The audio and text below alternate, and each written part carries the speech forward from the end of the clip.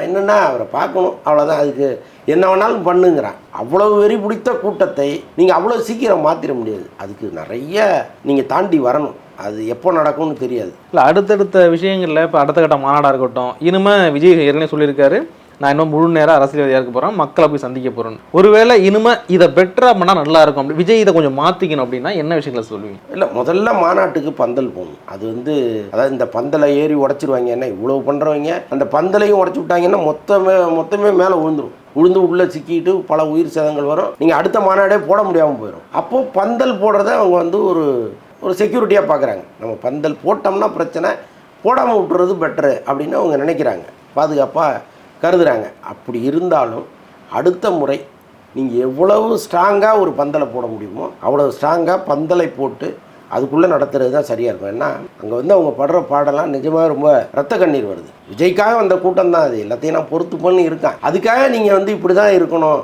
அப்படின்னு சொல்கிறது இருக்குல்ல, அது ரொம்ப ரொம்ப தவறான ஒன்று. உங்கள் நேரத்துக்கு ரொம்ப நன்றி.